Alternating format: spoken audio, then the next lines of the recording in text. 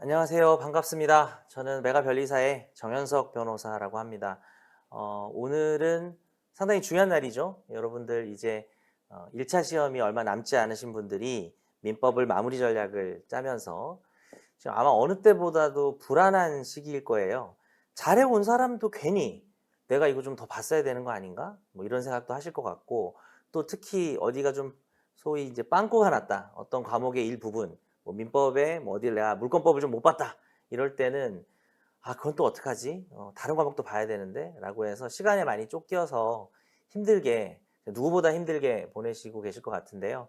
저도 예전에 이제 사법시험 공부할 때 보면은 막 죽고 싶었어요. 너무 힘들어서.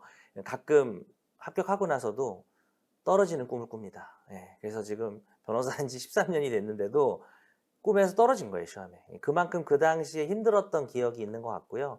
그래서 지금 이제 공부하시는 저보다 이제 인생으로서는 훨씬 후배인 분들이 고생을 많이 하시는 것 같아서 이제 그때 생각도 나고 합니다. 오늘 이 시간에는 여러분이 이제 마무리 전략을 짜는 과정에서 특히 이제 민법 중심으로 제가 메가변리사에 최근에 인사를 드렸기 때문에 이번에 시험을 준비하시는 분들과도 좀 이야기를 하는 기회를 만드는 시간이고요. 특히 일부에서는 제가 마무리 전략 관련해서 몇 가지 말씀드리고 싶은 것들을 얘기를 해드리고 2부 순서가 중요합니다. 2부에는 이제 민법 고득점 합격하신 분을 모시고 여러분과 본격적으로 Q&A 하는 시간을 가져볼 거기 때문에 끝까지 들어주시면 좋을 것 같습니다. 사실 이 일부 강연, 뭐 라이브로 하는 거니까 뭐 정식 강의라고 하긴 좀 그런데 이것을 하기에 앞서 여러분들의 사전 질문을 받는 시간이 좀 있었어요. 그래서 그것 중에 일부도 이따가 Q&A에서 답변을 드릴 수 있을 것 같은데요. 거기서 좀 많이 나왔던 이야기들 중심으로 한 3가지 정도만 간단하게 제가 뭐 강의와 유사하게 말씀을 짧게 드리고, 그리고 제가 이야기한 내용에 관해서 지금 들으시면서 유튜브에 댓글로 질문을 남겨주신다면은 뭐 제가 중간중간에 뭐 이야기 한 꼭지 끝날 때마다도 좋고 답변을 드리는 식으로 해보고요. 또 일부 질문에 대해서는 우리 합격생 모시고 같이 얘기하면 더 좋을 것 같다 하는 부분들은 제가 좀 뒤로 미뤄뒀다가 사실 제가 이거 할 때도 우리 합격생님이 제 이야기에 대한 어떤 질문들 같은 거를 따로 이제 보시려고 준비를 하고 계셔서 그때 또 답을 드릴 수 있는 부분에 대해서는 최대한 드리도록 하겠습니다. 참고로 이번에 사전 질문을 받다 보니까 상당수 분들이 또 62회 변리사 시험을 준비하시는, 그러니까 내년 24년에 본격적으로 공부하실 분들도 질문을 많이 남겨주셨어요. 절반 이상이 행사의 취지도 모르고, 그죠? 지금 이번 마무리 전략이라고 분명히 했는데도 불구하고 아마 그만큼 이제 설레는 마음으로 공부 시작하신 분도 계시는 것 같아서 이번 Q&A에서도 중심적으로는 마무리 전략이지만 또 민법에 대한 어떤 장기적인 이야기 또 뭐 좀 포함될 수가 있을 것 같습니다. 알아서 여러분이 취사 선별해서 들으시면 될 것 같습니다. 제가 이미 여러분들께 인트로 입문 강의 그리고 베이직 기본 강의로 인사를 드렸는데요. 베이직 기본 강의는 진행 중이고 거기 오리엔테이션에 보면 민법이라고 하는 것의 일반론 그리고 좀 장기적인 공부 방법론에 관한 이야기가 좀 길게 있습니다. 뭐 거의 오리엔테이션이 뭐 1시간 가까이 되는데요. 그래서 그때 했던 얘기는 좀 생략을 하고 오늘은 이제 마무리에 초점을 두고 얘기를 좀 해보려고 합니다. 자, 일단은 첫 번째 주제는 어, 너무 헷갈린다. 헷갈리는 주제에 대한 최종 단계에서 저도 이렇게 한번 써볼게요. 제목을 다. 최종 단계에서 정말 헷갈리는 주제에 대해서 어떻게 정리하고 암기할 수 있는가라는 것이 오늘의 첫 번째 주제입니다. 제가 일단 일부에서는 3가지를 말씀드린다 그랬죠. 첫 번째 얘기를 좀 길게 할 것 같아요. 두 번째, 세 번째 얘기는 좀 짧게 할 것 같고요. 두 번째 이야기는 객관식 문제를 풀 때 뭐 주의할 점, 객관식을 대비하는 사람이 가져야 될 태도에 대한 거고요. 세 번째 이야기는 이제 법조문하고 판례, 특히 최신 판례 어떻게 정리하면 좋겠는가 하는 건데요. 그 부분은 좀 짧게 이야기를 하고 Q&A 시간에 풍부하게 얘기를 해보도록 하겠습니다. 첫 번째 순서는 조금 길게 얘기를 하려고 하는데요. 왜냐하면 어차피 지금 마무리 전략하고 계신다면 제가 여기서 예시를 들면서 몇 가지 암기법을 좀 다는 아니어도 알려드리게 되면 여러분이 그걸 보고 기억에 날 수도 있거든요. 시험장까지. 예, 그래서 뭐 맞출 수도 있기 때문에 뭐 그런 이야기를 몇 개 좀 해보려고 합니다. 자, 일단 질문을 하나 던져볼게요. 우리가 민법 시험을 준비하면서 객관식 점수를 정말 잘 받고 적어도 내가 90점은 받겠다. 만점을 목표로 할 수도 있겠지만 적어도 민법은 나는 90점이다 라는 목표를, 그 이상이다 라는 목표를 가지고 하는 사람을 기준으로 했을 때 시험을 합격하려고 보는 거죠. 민법은 이해가 중요한 과목입니까? 암기가 중요한 과목입니까? 라는 질문을 생각해 볼 수도 있을 것 같아요. 사실 우리가 뭐 예전에 근대 철학에서 이성과 감정이라는 두 가지 요소가 나오고, 현대사회에서는 우리가 여러분이 어떤 행동을 할 때 이성과 감정을 정확하게 이분법적으로 나눌 수는 없죠. 공부도 마찬가지입니다. 이건 이해야, 이건 100% 암기야 라고 사실 나눌 수는 없습니다. 그러나 우리는 이런 개념 도구를 생각해보고 공부 방법론을 고민해 볼 수 있는 것이죠. 내가 분명히 민법을 공부하면서 어떤 순간 어떤 강의를 듣고 어떤 부분을 독해하면서 그 내용이 도대체 무슨 뜻이지? 라고 이해하려고 고심하는 장면이 있을 거고요. 모르겠다, 이제는 무지성 암기다 이러면서 그냥 내 눈에 바르자, 어떤 느낌인지 아시죠? 공부해 보신 분들은 그냥 뭐 이건 맞고 이건 틀리대 라고 단순히 암기하는 그런 장면이 있을 수 있는데요. 어떤 게 중요할까요? 제 정답은 좀 뻔한 정답이지만 당연히 내용마다 다르다입니다. 그런데 과연 많은 수험생분들이 민법을 공부하면서 이거는 정말 이해가 중요하다, 이거는 이해에 너무 힘을 들이지 말고 내가 깔끔하게 빠르게 정리하는 게 중요하다라는 부분들을 구별하고 있는지가 사실 가장 제 어떤 걱정이에요. 실제 저도 이제 로스쿨 변호사 시험, 특히 뭐 로스쿨은 뭐 학점 강의라고 한다면 변호사 시험이 이제 변리사 시험과 유사하게 시험에 합격을 해야 되고 거기도 객관식 시험이 있단 말이죠. 그래서 그걸 준비하는 과정에서 강의도 아주 오래 했고 여러 가지 문제를 푸는 과정에서 이제 그게 좀 중요하다는 생각이 들어서 오늘의 첫 번째 주제로 잡아봤습니다. 가령 예를 들어서 한 3가지 정도의 유형이 있을 수가 있는데, 단순 암기라고 얘기를 해볼까요? 그냥 무지성 암기? 우리가 사실 내용을 전혀 이해 안 할 거야 그러진 않겠죠. 무슨 말인지 보겠죠.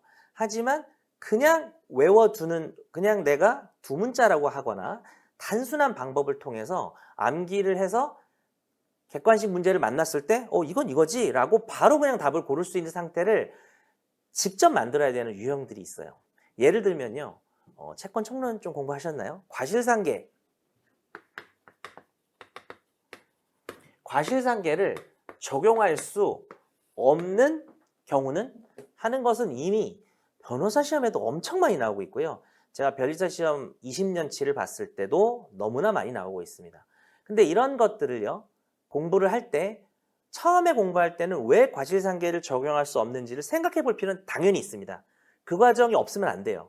근데 어느 순간부터, 그러니까 상당히 빠른 순간부터, 2회독 때부터 아니면 심지어 1회독 중간부터 그냥 외우자, 정리 확실하게 하자 하고 하는 게 더 효율적인 부분입니다. 이제 뒤로 가면 제가 아주 심오한 이해를 통해서 암기까지 해결해버리는 주제도 설명을 하겠지만, 이런 주제는 그렇다라는 거죠. 그래서 저 같은 경우에는 예를 들어서 두 문자가 있어요. 오늘 두 문자 소개하는 시간은 아닌데, 요즘 다시 예원 씨가 나오던데, 제가 이게 예원 씨와 이태임 씨의 이게 좀 유튜브에서 반마리니 사건 때 그때 제가 강의를 시작했거든요. 그래서 그때 이제 만든 두 문자예요. 그냥 예원이가 부주의의 표본이 됐다. 예원 씨 죄송합니다. 그냥 우리가 외우기 위해서 농담 차원에서 그냥 말씀을 드리는 건데, 손해배상의 예정, 원상회복, 피해자의 부주의를 이용한 고의의 불법행위, 그리고 표현대리, 그 다음에 본래 급부이행, 그냥 이렇게 두 문자를 따서 외우는 겁니다. 그래서 진짜 이 5개밖에 안 나와요. 가끔 제가 이제 강의할 때는 673조가 나올 수 있다, 하나 정도가 더 있는데 이 외에는 나오지 않는 거거든요. 그럼 이거는 여러분이 공부를 하면서 항상 그 딜레마가 있을 거예요. 내가 그건 MBTI나 자기 성격에 따라서 다른데, 내가 이거를 정말 온전하게 이해하기 전에는 난 이거 못 넘어가겠어 라는 게 너무 강해버리잖아요. 그러면 도무지 암기되어 있는 상태가 도달하질 못합니다. 왜냐면 그런 분들은 이해를 하기 전까지는 암기는 좀 아닌 것 같아 라는 생각을 할 수가 있거든요. 그런데 어느 정도는 이 스토리를 이해를 하지만 결국은 이렇게 외워서 나오면 거의 AI처럼 답을 골라야 되는 상황들이 있습니다. 그러니까 이런 유형이 있다는 거죠. 제가 오늘 이 시간에 모든 유형을 분류할 수는 없겠죠. 그러나 여러분이 마무리를 할 때 이거는 그냥 이해를 포기하고 그냥 눈에 발라야겠다, 최대한 효율적으로 내 머리에 남기는 방법을 생각하자라고 하는 부분들에 대한 선택이 있어야 된다는 것입니다. 잠깐만 설명을 할 수는 있어요. 자, 여기에도요, 제가 단순함기라 그랬죠? 이해가 기반돼야 되는 건 있습니다. 하나만 제가 여쭤볼게요. 과실상계는 어느 상황에서 하는 거죠? 사실 제가 민법에서 가장 중요한 질문이 과실상계 분명히 공부하신 분은 아시죠? 어떤 주제인지. 그런데 과실상계를 어떤 상황에서 하는 거죠? 정말 단순한 답이 하나 있어요. 근데 그거를 모르면 이 부분을 외우는데 애를 먹습니다. 그냥 무지성 암기를 해도 되는데요. 제가 여기다 이해를 가미해 보는 거예요. 당연히 손해배상이죠. 그러니까 내가 얘한테 100만 원을 빌려서 100만 원을 갚을 때 과실상계할 일은 없어요. 내가 이 사람을 차로 쳐가지고 실수로 다쳐가지고 100만 원의 손해배상을 해야 되는데 너도 저 안전벨트를 안 맸고 아니면 너도 뭐 보행자 신호를 안 보지 않았냐고 해서 조금 더 길게 말하면 손해배상을 깎는 제도예요. 그러니까 본래 약속한 급부를 줄 때는 과실상계가 나올 수가 없는 겁니다. 자, 제가 지금 뭘 보여드리고 있는 거냐면 단순함기가 중요합니다. 그러니까 이게 우리가 공부를 하면서 이 과정을 정리하면서 들어가서 단순함기까지 하면 끝나요. 완벽해집니다. 그런데 여러분의 상황, 그리고 자기가 공부해둔 상태랑 지금의 시기, 그 다음에 내가 뭐 예를 들어서 1차 시험도 여러 번 봐서 민법을 많이 봤던 사람인지 시험이 몇 달 남았는지에 따라 다른 거죠. 이런 상황에서는 여러분이 빠르게 정리할 수 있는 두 문자라 일단은 시험에 나오는 데이터가 이게 다다라고 하는 식으로 정리해서 하시는 게 유리할 수 있는 거죠. 근데 사실은 따지고 들어가 보면 여기서 시작을 하잖아요. 조금만 더 얘기하면 원래 정해진 걸 줄 때는 손해배상을 하는 게 아니잖아요. 약속한 걸 주는 거니까. 그러니까 과실상계가 안 되는 거고요. 여러분 표현대리 공부하셨나요? 민법 총칙에 보면 대리권이 없는 무권 대리인이 한 계약에 대해서는 내가 아니 이거 얘 내 친구도 아니고 얘 누구야? 얘가 왜 날 대리했어? 나 얘가 약속한 거 책임 못 져. 라고 하다가 근데 상대방이 뭐 정당한 이유가 있고 하면 이 내 대리인도 아닌 사람이 한 짓에 대해서 내가 그 계약을 이행해야 되잖아요. 자, 방금 들으셨나요? 내 대리인도 아닌 애가 한 거는 무권 대리라서 내가 이행을 안 하려고 그랬는데 걔가 표현 대리가 되면 내가 얘가 약속해 준 거를 이행해야 되잖아요. 이게 손해배상인가요? 아니라는 거죠. 그래서 이런 식으로 맥락이 다 통할 수가 있는 겁니다. 제가 시간 관계상 오늘이 내용 강의를 하는 날은 아니니까 잠깐만 맛보기로 보여드린 부분이에요. 자, 뭐 한 가지 예시만 더 들어보겠습니다. 이거보다 좀 더 단순 암기가 될 수 있는 게 있다면요. 여러분 혹시 과실상계를 가지고 계속 해볼까요? 과실상계와 일부 청구라는 주제 아시나요? 요거 당연히 1차에도 나왔고요. 이건 민소 2차에도 나오는 주제입니다. 자, A라는 사람이 B라는 사람에게 100만 원을 받아야 됩니다. 왜냐하면은 얘가 교통사고를 내서 내가 100의 피해가 생겼거든요. 근데 사실 이 사람이 안전벨트를 안 매서 30%의 과실이 있다고 하면 일단 우리는 이 경우에 얘가 얘한테 얼마를 받을 수 있죠? 70만 원을 받을 수 있죠. 그런데 일부 청구와 과실상계라는 주제 안에서는 이 사람이 얼마를 청구하느냐, 즉 100 중에 80만 원을 청구하고 또 50만 원을 청구했을 때 어떻게 판결할 것인가라는 주제가 있습니다. 이거를 외측설이라고 하고 이 내용은 뭐 1차 우리 민법시험에도 나오는 주제죠. 자, 잠깐 설명을 하면 두 가지 견해가 있는 거예요. 근데 우리는 판례를 중심으로 외우면 됩니다. 제가 오늘 시간 관계상 다른 견해를 소개할 필요는 없을 것 같고요. 우리 판례는요. 100만 원하고 30%를 과실상계를 하면 얼마가 되죠? 70만 원을 정한 다음에 70만 원을 받을 수 있는 사람이 80을 청구하면은 70만 인용이 되는 거고 70을 받을 수 있는데 쥐가 50을 청구하면 50만 받을 수 있다라는 결론을 내리고요. 나중에 민사소송법에서는 이게 제가 이제 민사소송법 강의도 내년에 할 가능성이 있는데 처분권주의하고도 또 연결이 되는 겁니다. 근데 이거를 숫자로 주면 쉽죠. 그런데 제가 이렇게 한번 말을 해볼게요. 이게 객관식 지문인데요. 잔액이 청구액을 초과하면 잔액이 청구액을 초과하지 않으면 잔액을 인용한다. 자, 이런 문장을요. 객관식 지문에서 보고 생각을 하고 판단해서 풀 수가 없어요. 자, 이런 경우는 그러니까 봐봐요. 요건 이해 과정이었어요. 과실상계 먼저 합니다. 이걸 외워야 되겠죠? 과실상계 먼저 해서 금액을 정해요. 이 금액을 우리는 잔액이라고 불러요. 대법원이. 그리고 여기가 뭐예요? 청구액입니다. 그래서 제가 한번 대입을 해볼게요. 잔액이 청구액을 초과하지 않으면 잔액이 청구액을 초과하지 않으면 잔액을 이용하고 있고요. 잔액이 청구액을 초과하면 청구액을 이용하고 있습니다. 근데 이거를 시험에 나왔는데 다 따져보면서 할 수가 없는 거죠. 그래서 여기에다가 무지성으로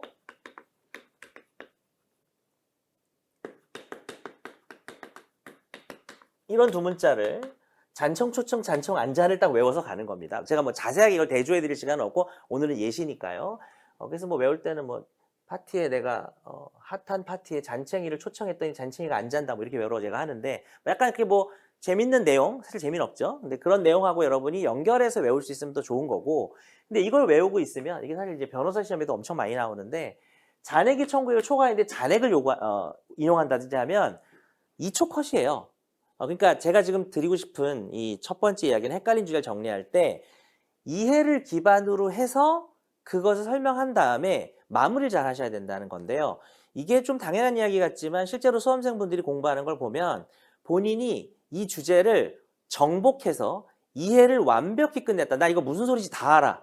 이걸 공부의 끝이라고 생각하는 경우가 많은데, 자, 요거 완벽하게 이해한 사람이 지금 설명하고 있는 거죠. 하지만 객관식 시험은 여러분에게 설명하라는 게 아니라 1초 안에 2초 안에 지문에 정오 판단하고 넘어가라는 거거든요. 그래서 이런 경우에 이 마무리에 정리가 필요한데요. 지금 마무리 전략 하시는 분들께 이제 이야기 드리고 싶은 거는 본인의 민법 공부 상태와 다른 과목을 또 얼마나 투자를 해야 되는지라는 계획이 있을 거 아니에요. 그 계획 안에서 여러분이 이해도에 대한 비중을 최대한 가져가면 가져갈수록 암기가 더 편해지고 하는 부분은 있지만 어떤 특정한 부분들은 제가 지금 예를 든 건요. 단순 암기 방법도 있지만 이해를 할 수도 있는 부분이 포함된 요소인데요. 어떤 부분들에 대해서는 이해의 요소를 고려하는 것의 가치가 되게 낮은 단원들이 있습니다. 그런 부분들은 여러분이 무지성 암기식으로 좀 정리를 하셔야 되지 않을까. 정리를 하면요. 여러분들이 공부하는 민법에 다양한 주제가 있죠. 그 주제들 중에 사실은 이게 뭐 장기전으로 말씀드리면 만약에 뭐 1회독부터 시작하신 분들 얘기를 잠깐 해서 죄송하지만 처음에 1회독을 할 때 할 수 있는 이해를 다 해놓는 겁니다. 그리고 2회독 할 때부터 조금씩 이해를 포기하는 겁니다. 내가 지금까지 이해가 완성된 것들은 너무 좋고 그렇지 않았을 때는 결국은 이게 점점 객관식 문제에서 몇 초 만에 골라야 되는 부분이기 때문에 여러분이 그런 식으로 정리하시면 좋겠다는 말씀을 먼저 드렸습니다. 그리고 뭐 제가 시간 관계상 오히려 오늘은 Q&A에 대한 질문에 대한 답을 하는 것이 되게 실시간으로 중요한 의미가 있는 자리이기 때문에 이 첫 번째 이야기에서 원래 좀 더 하고 싶었던 내용이 예시로만 말씀드릴게요. 부동산 실명법 그리고 관습상 법정상권이나 공유 이런 파트는요. 이렇게 뭐 깔끔하게 정리하는 게 중요한 게 아니라 그 내용의 논리 흐름을 따라가서 논리적 흐름을 정리해 놓으면 사실 따로 정리해서 암기할 필요가 없는 부분들이 있어요. 제가 이 첫 번째 주제에 대해서 최종적으로 말씀드리고 싶은 메시지는 여러분들이 단원에 따라서 그 부분을 논리적으로 이해하고 정리하고 그림을 그려가면서 이미 그 정도면 객관식에 뭐가 나와도 OX 판단을 할 수 있는 주제와 마무리가 필요한 그래서 갑자기 물어봤을 때 이해는 다 했는데 바로 답을 고를 수 없는 부분을 구별해봐라. 공부는 어차피 책 읽고 이해하는 거라고 생각하실 텐데 그 상태에서 바로 지문을 물어봤을 때 여러분이 바로 답이 나오지 않는 부분은 따로 암기용 정리가 필요한 거고 그렇지 않은 부분들에 대해서는 오히려 이해에 좀 더 많은 시간을 투자해도 된다라는 말씀을 좀 드려봤습니다. 뭐 요 내용들을 가지고 오늘은 화두로 삼아서 여러분이 좀 궁금한 게 생기신 게 있으면 좀 적어 놓으시거나 댓글로 달아주시면 제가 중간에 답을 드리도록 하고요. 자, 이제는 두 번째 주제로 넘어가겠습니다. 자, 두 번째 주제로 넘어와서요. 객관식 문제를 풀 때 여러분들에게 또 특히 많이 들었던 질문이에요.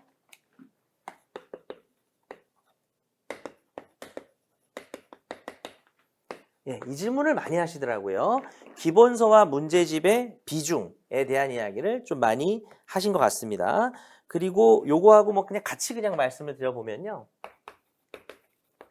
객관식 점수를 올릴 때 중요한 게 뭔가? 좀 관련이 있죠. 그러니까 이거랑 합쳐서 제가 말씀을 드려보면 기본서에 얼마나 비중을 두고 문제풀이에 얼마나 비중을 둬야 객관식 점수가 오르냐 뭐 이렇게 합쳐서 제가 질문을 해볼 수도 있을 것 같고요. 근데 저는 기본서와 객관식의 뭐 여러분의 투자 시간 비율 수치 뭐 5대5 뭐 이런 이야기를 하는 거는 중요한 것 같지는 않고요. 뭐 그 여러분 물어보신 분도 아마 몇 대 몇인가요? 뭐 딱 이거를 물어보려고 하신 건 아닌 것 같아서 저의 방식으로 좀 설명을 드리자면요. 기본서하고 문제집은 그 둘의 순서나 관련성이나 서로 상호 영향 이게 좀 중요한 것 같아요. 그래서 그 부분을 중심으로 좀 말씀을 드리면 이 민법이라는 과목이 너무나 방대하고 공부를 해보신 분들은 알겠지만 논리적으로 연결되는 흐름들이 상당히 많습니다. 그래서 약간의 그 거대한 체계를 이룬 유기체 같은 느낌이 좀 있어요. 자, 그렇다면은 제가 분명히 말씀드릴 수 있는 게 있어요. 사실 방법론이라는 게 뭐 이럴 수도 있고 저럴 수도 있고 합격생마다 좀 다른 방법론이 있을 수 있는 부분도 있죠. 또 자기 성격에 따라서 거기 맞춰서 공부하시는 분들도 많은데 제가 좀 절대적으로 좀 지켰으면 좋겠다. 제 나름대로라고 생각하는 부분을 말씀드리자면은 문제풀이를 많이 하거나 문제집 중심으로만 많이 돌리는 것은 민법적 객관식 점수를 올리는데 매우 좋지 않은 방법이다 라는 말씀을 드리고 싶어요.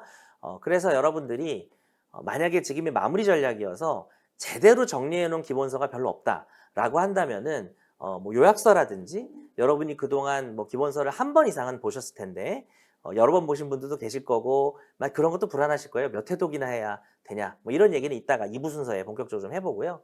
본인이 봤던 기본서의 회독수가 얼마나인지와는 좀 일정 상관없이 여러분이 보셨던 기본서라는 기본 내용 체계 안에서 문제들하고의 상호작용이 좀 중요한 것 같습니다. 그러니까 쉽게 말씀드리면 문제를 계속 푼다고 해서 쌓이는 건 없어요.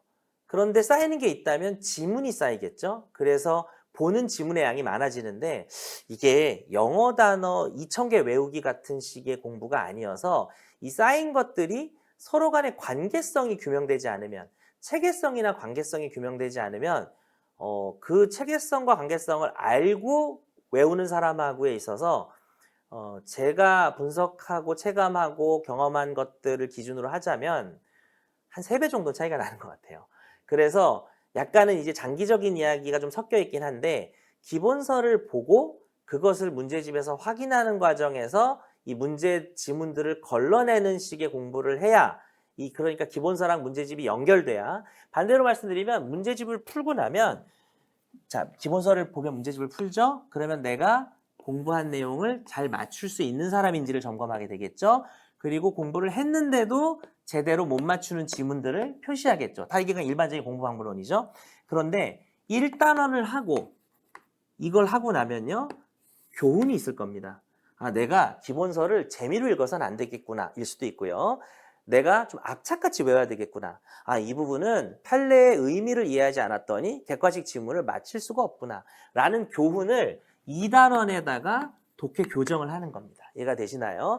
약간은 장기적인 내용도 좀 포함되어 있는 건데요. 파이널 단계도 크게 다르진 않아요. 여러분이 봐왔던 기본서와 그리고 여러분이 막판에 풀어야 될 이 문제들 사이에서 항상 연역법과 귀납법을 섞어야 됩니다. 그래서 기본서를 보시고 이제 문제를 풀어본 다음에 이 문제에서 기본서 독해를 자꾸 교정해 줘야 되고요. 이 이야기가 처음 공부하는 1회독 하는 사람들한테만 적용되는 얘기 같죠? 1회독 하는 사람들에게는 정말 더없이 중요한 얘기인데 파이널 단계도 마찬가지예요. 파이널 단계라고 해서 완전히 기본서를 버리고 객관식 문제집을 계속 돌린다면은 이것들이 모이는 느낌이 좀 없을 수가 있습니다. 좀 더 구체적인 내용에 대해서는 또 여러분이 질문을 남겨주시면 Q&A로 답변을 드리도록 하겠습니다. 자, 세 번째 얘기는 좀 짧게 마무리를 할게요. 같이 한번 말씀드리겠습니다. 자, 세 번째 얘기는요. 네, 이 조문과 판례에 관한 이야기를 좀 해보겠습니다. 짧게 말씀은 저도 강연 이야기보다는 여러분의 이후의 Q&A와 이걸 위한 화두를 던지는 느낌으로 좀 말씀을 드릴 텐데요. 법조문하고 판례, 특히 최신 판례에 대한 걱정이 좀 많으실 텐데 일단 비중을 말씀드리면은 뭐 정확한 수치는 아니라고 하더라도 조문과 판례는 2대8 정도, 그러니까 판례가 훨씬 중요합니다. 당연하고요. 그래서 지금 마무리 단계에 있으신 분들은 판례에 집중하셔야 됩니다. 당연한 얘기예요.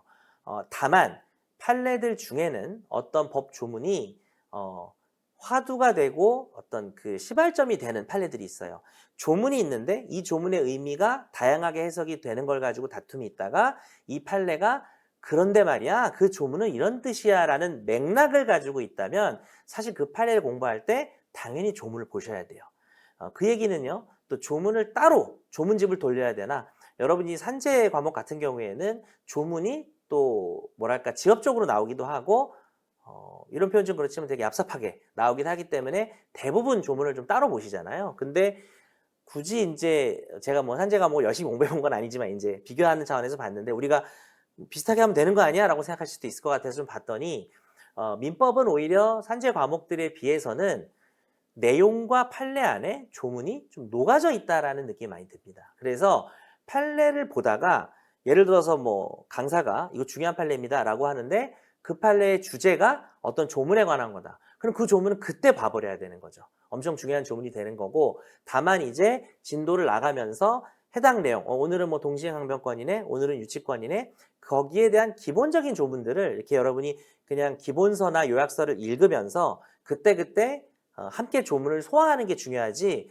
사실 민법이 너무 복잡하고 내용이 많아서 가족법까지 하면 1118조잖아요.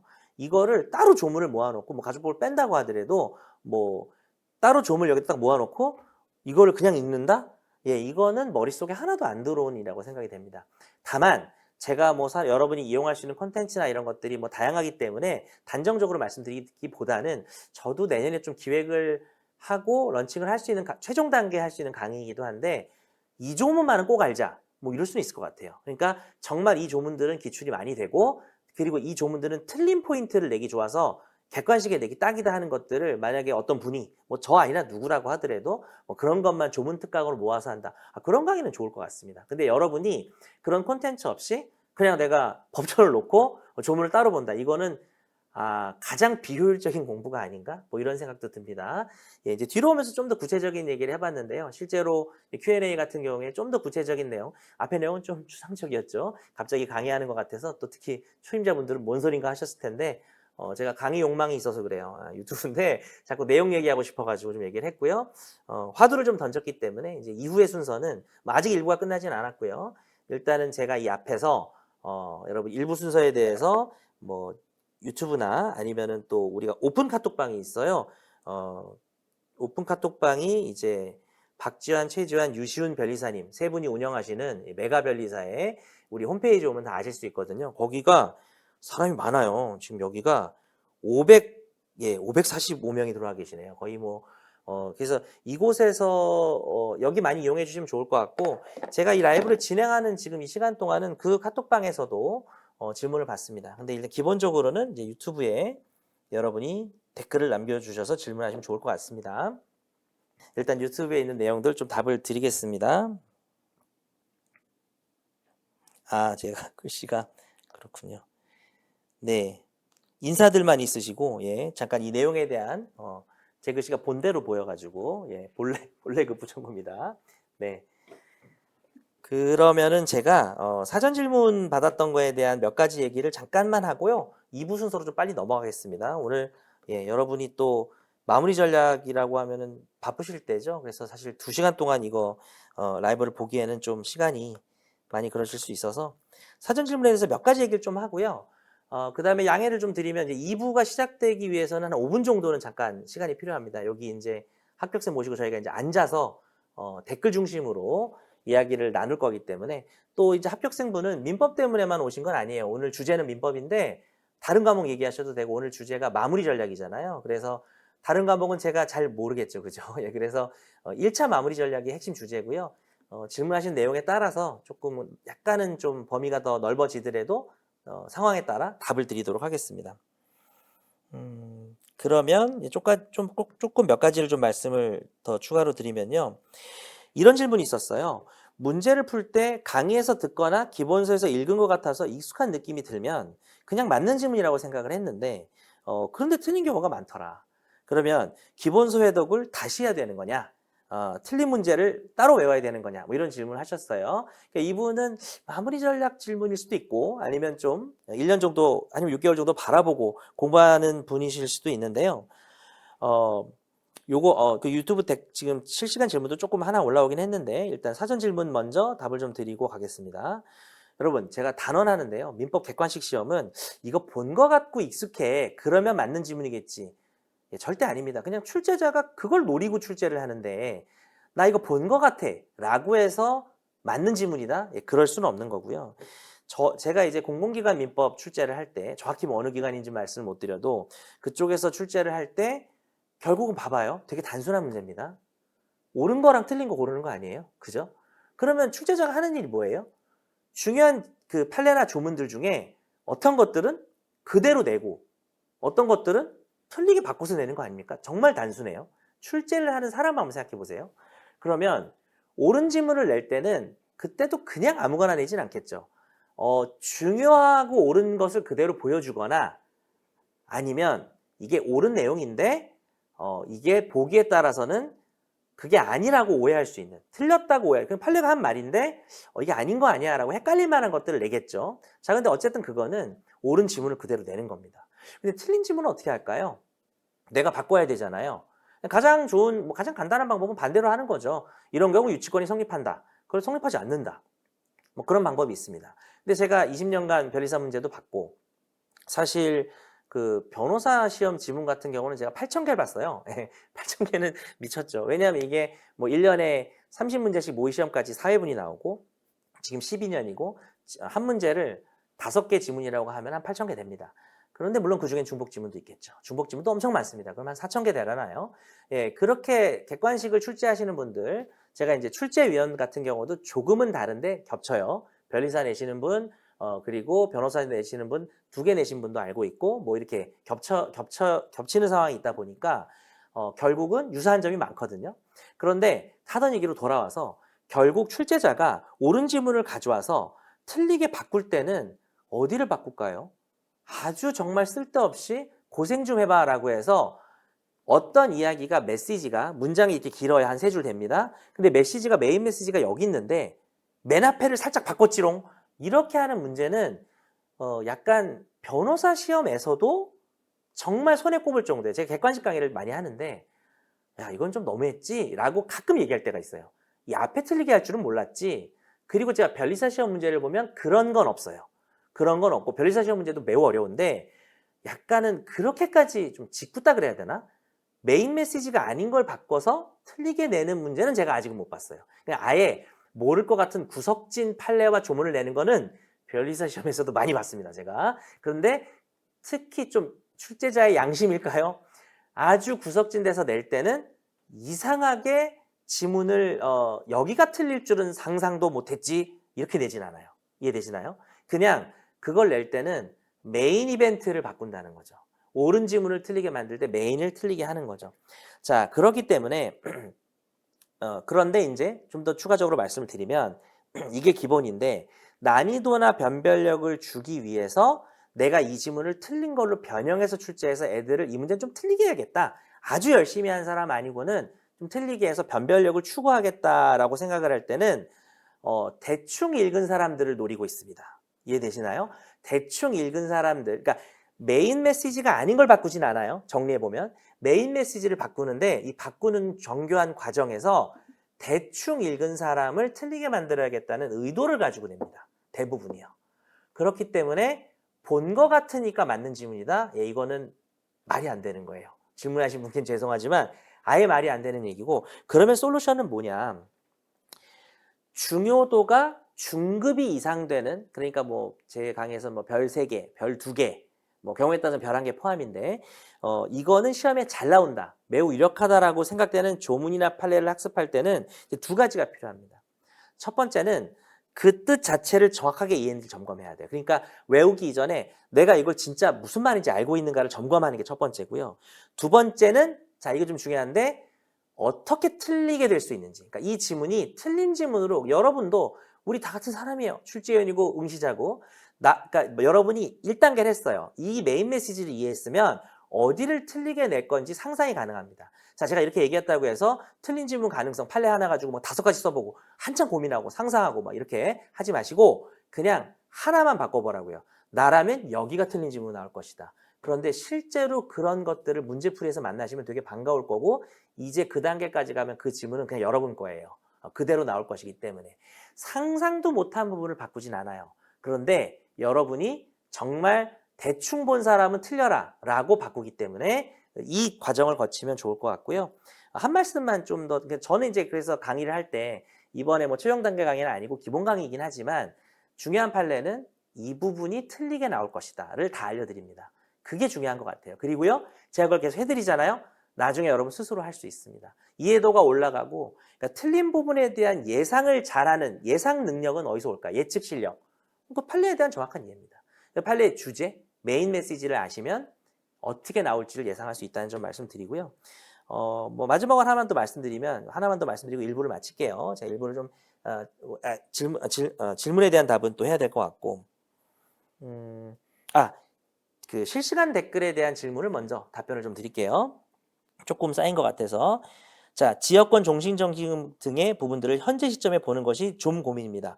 많이 고민일 것 같은데요. 예, 지금 내가 중요하게 잘 나오는 것도 지상권도 지금 이해가 안 되는데, 토지란 건물이 뭐 동일인 소유라는 게 도대체 공유물이면 어떡하냐, 뭐 난리도 아닌데 지역권을 본다고 이런 생각이 들겠죠. 답을 드리겠습니다. 아주 짧게 보세요. 좀 답이 실망스러울지 모르겠지만 안 보시면 안 됩니다. 여러분이 90점 이상을 목표로 하시는 거잖아요. 그죠? 뭐 70점만 받으면 일단 이번엔 연습용 그런 거 아니죠?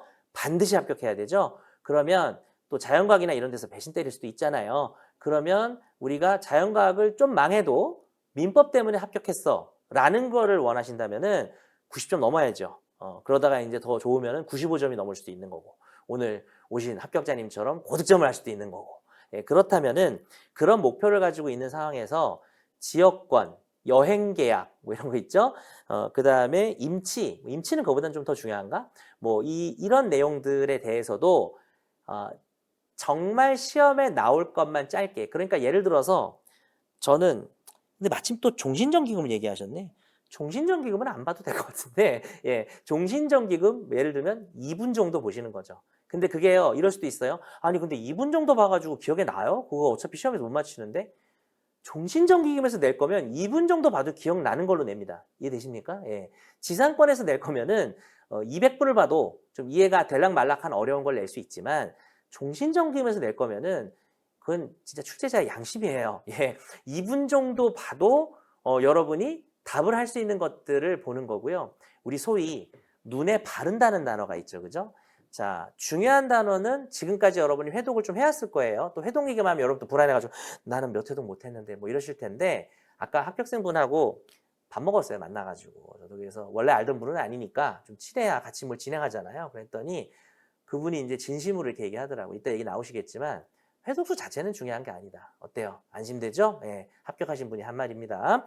그래서 회독수가 중요한 건 아닌데 어쨌든 회독을 할 거 아닙니까? 그런데 중요한 부분은 회독이 커지는 거고 많아지는 거고, 최대한 종신정기금 이런 거는 안 보거나 한 번 정도 마지막에 눈에 바르는 거죠. 그래서 사실은 이건 이런 문제랑 연결돼요. 그런 지엽적인 단원에서 여러분이 눈에 바르기만 하자라고 하는 내용이 뭔지가 좀 선별돼야 돼요.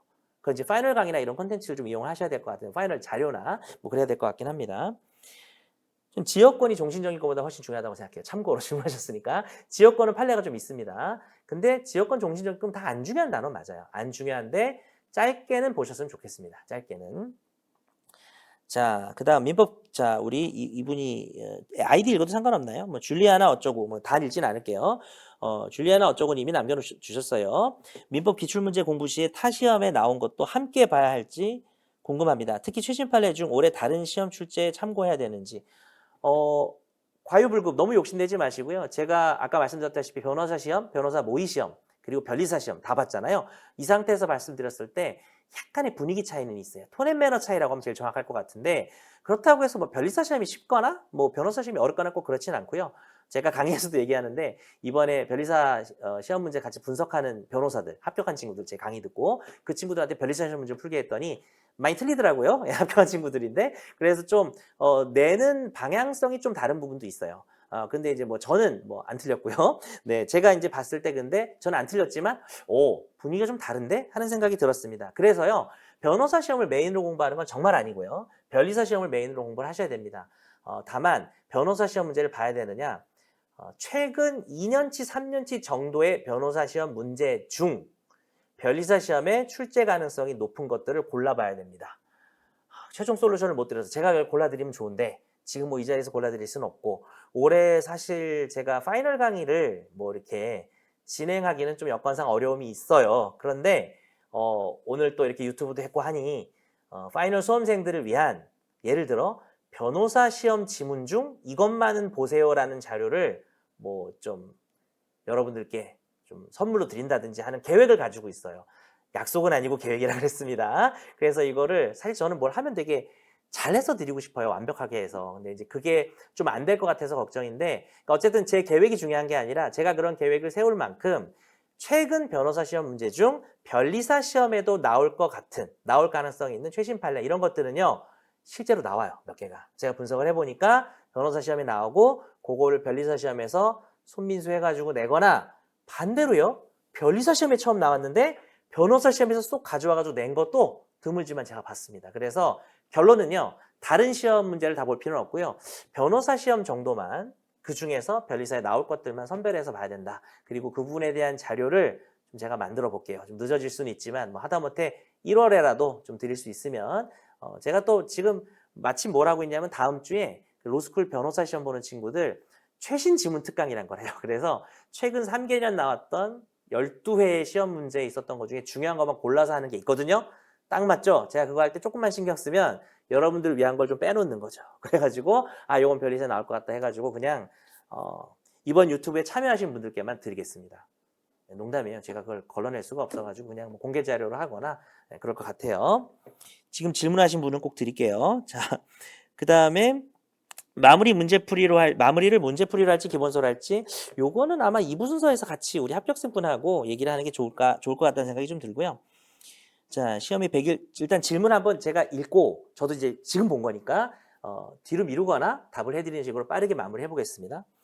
100일 정도 남았는데 민법 해독 기간을 한 달, 2주 요것도 딱 좋을 것 같아요. 우리 합격생분 얘기하시면 정말 마지막에 현실적인 조언. 다른 과목을 제가 같이 준비하면서 변리사 시험을 준비한 사람은 아니기 때문에 그 제가 아는 척하는 게 오히려 별로인 것 같습니다.